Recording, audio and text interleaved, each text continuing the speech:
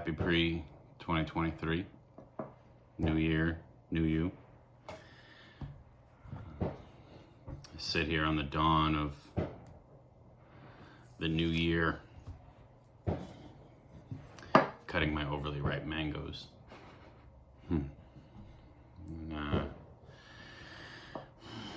That time of year where folks make lots of resolutions, lots of declarations. And while I'm not adamantly opposed to these grand gestures, to these statements, to these declarations, there's something about putting something out in the universe to allow it to come to fruition that's valuable. However, I do think, and I've experienced in my own life, that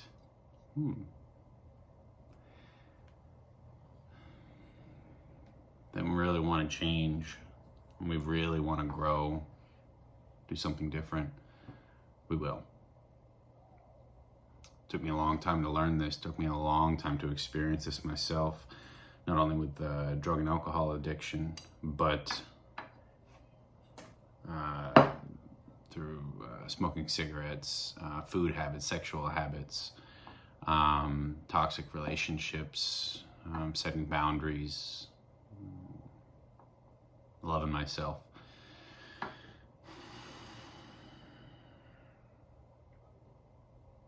And there's a pattern through each one of these experiences, like a common denominator, that despite my brain telling me, and despite the world telling me, and me knowing it and understanding it and thinking about it and philosophizing about it and talking about it and really, marinating on it, rooting around, all the things, none of that stuff ever sufficed enough for me to actually sustain change.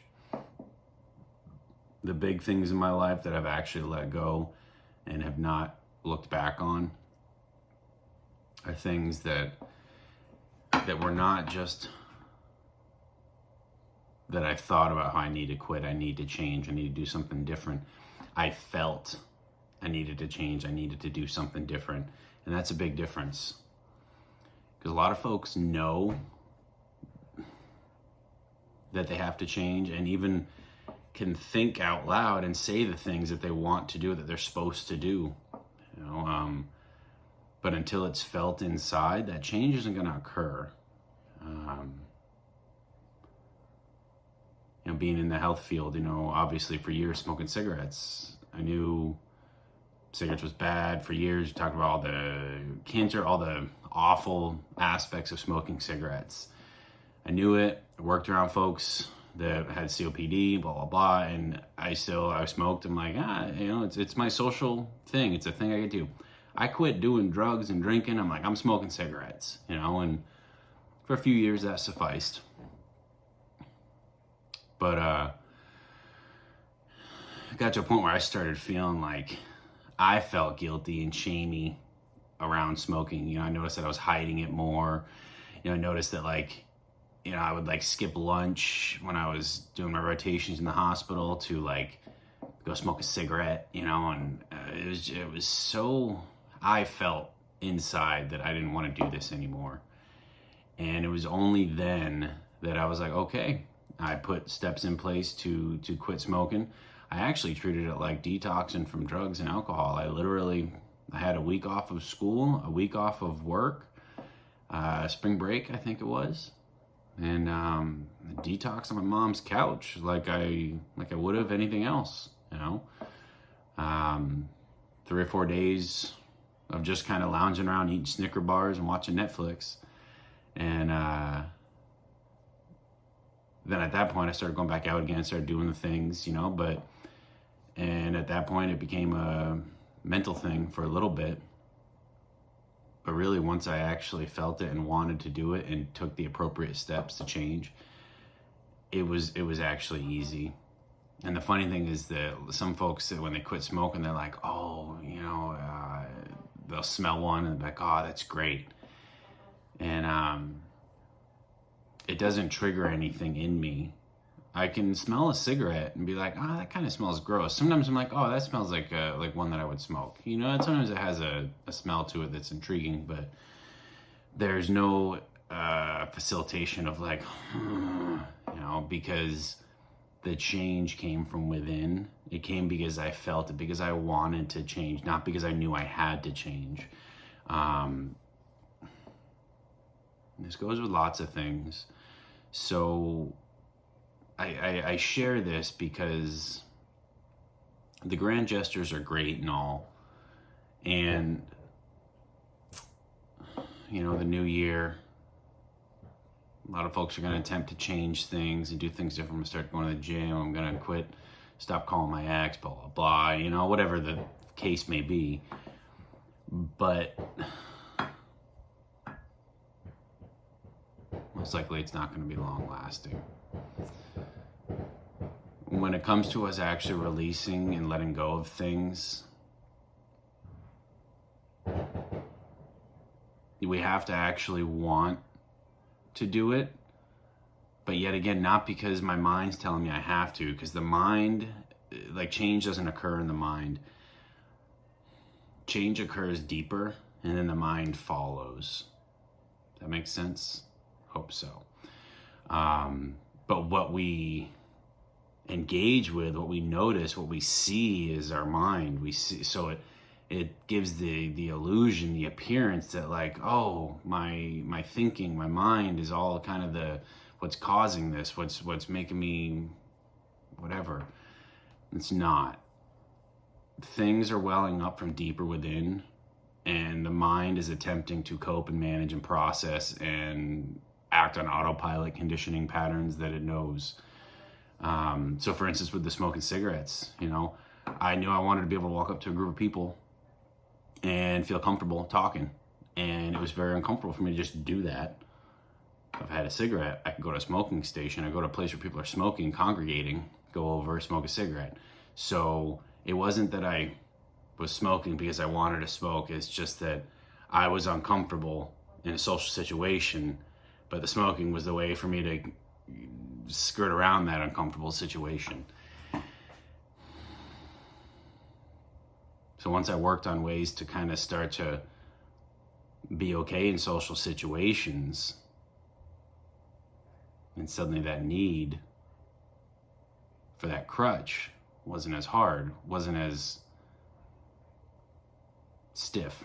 I was able to walk up into a crowd of people and be okay and say, hey, what's up?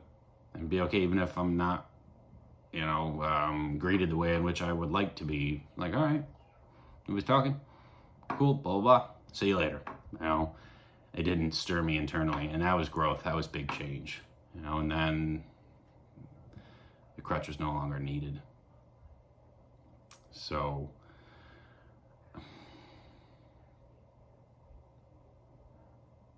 there's still some things that obviously I'm working on. Like for me, my relationship with food right now is my biggest problem. I was on a whole foods diet for years, and it was great. A year and a half. I was eating well for a few years, but completely whole food for like a year. And it was great. It felt great. It was easy. I was working in a facility. I was meal prepping. It was easy.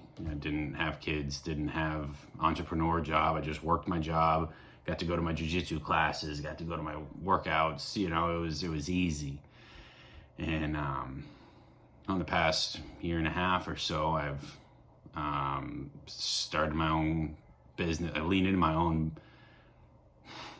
corporation, enterprise, life path. I've really leaned into myself in this past year in that regard, way faster than I was planning on it. But the way life happens, things fell in place, and also stepping into the family role, stepping into the stepdad role.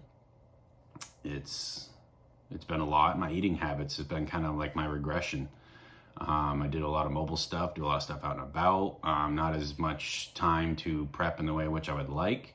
These are excuses, but still, I let my eating habits. And then there was times where just my emotional comfort was to eat pizza and brownies, you know, between COVID and whatnot. My food habits is where things have taken a dive. And So I say that because I'm at the point where I know, and I give myself grace, because I trust the process. I've been through enough of these changes to I know that when I'm sick of it, I'll just be sick of it. And so every time I do decide to, I buy cookies for the kids, and kids don't even get to eat any of them. I hide them up on the top shelf and then eat them when they all go to bed. And sometimes, and then other days I'm up at 11 o'clock at night cutting mangoes because I really love mangoes. So much work, but it's worth it. So when I have these little backslides, though, I don't get mad at myself. I don't be like, "Oh, there you go again. You're never gonna change." And just say, "Okay, yeah, that's where we're at right now." And when enough is enough, I'll be ready to let that go and to grow from that. But for now, it's serving its purpose.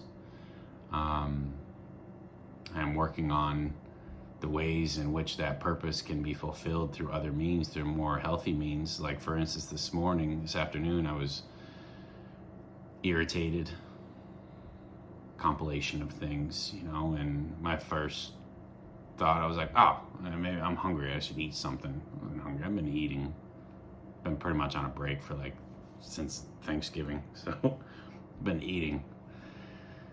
So instead I sat and meditated. Took 15 minutes to sit, calm, connect with my breath, release my tensions in my body. I even started visualizing a feather, which that meditation will be coming soon. It was beautiful. I came out of that. Kids came home. I was great. I was joking. I was laughing. It was good. So, I don't know.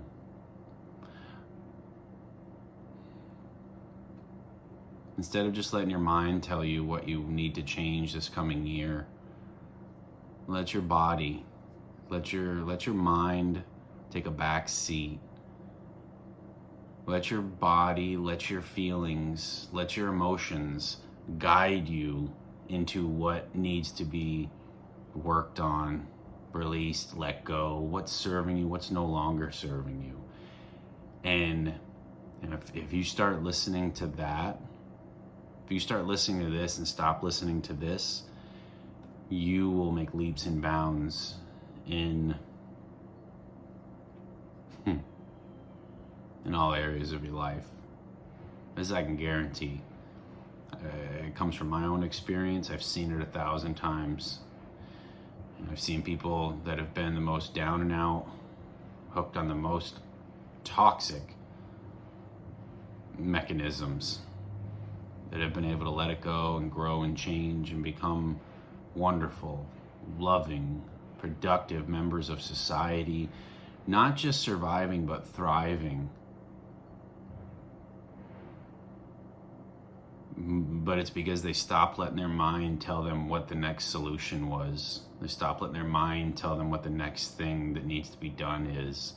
They started letting their heart guide them. And the funny thing is, how often, I know you know this, how often do you feel something that's the right thing to do and you think yourself out of it? Because you don't want to look silly, or because there's too much work involved, or what are the people at work going to think, or my family going to think, blah, blah, blah. And this is how we condition ourselves out of not listening to our own intuition. Because we know and we understand at a deep level. And then the mind comes in and says, yeah, but. And that's what keeps us stuck. It's the stuff in between the ears that gets us. And the funny thing is, because we're so used to doing it in such small increments throughout our life, that we don't even notice that it's doing it. We don't even notice that there's thoughts involved when these reactions come up. They happen so quick because they've become a reflex, just like a muscular reflex. They happen so quickly in the mind that it appears to be subconscious, that it appears to be a personality trait, a characteristic. And it's all just conditioned thinking patterns that block your innate and intuitive understanding of the right thing to do. It diminishes it, dulls it, pushes it down, clouds it, mucks it up. So I am all for grand gestures, and I think that there is something to be said about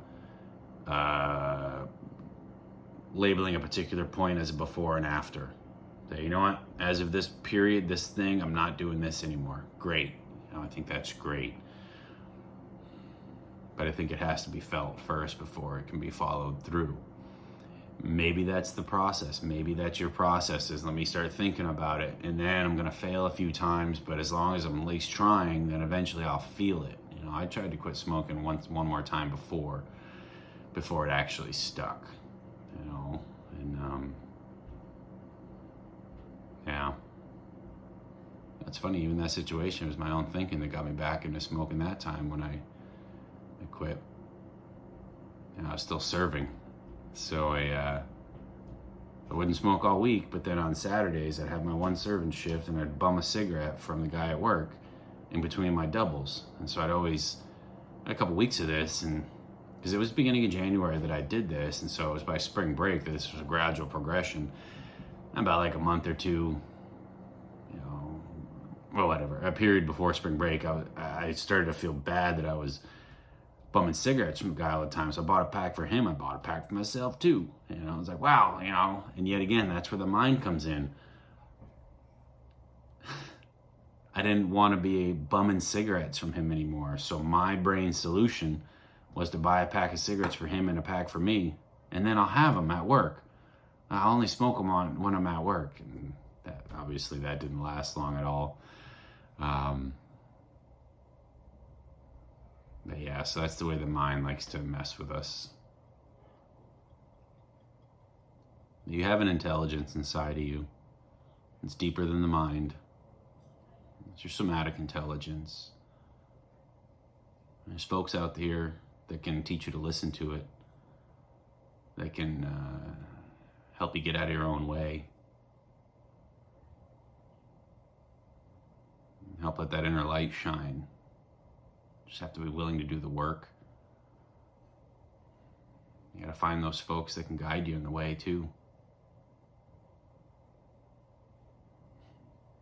Have a happy new year.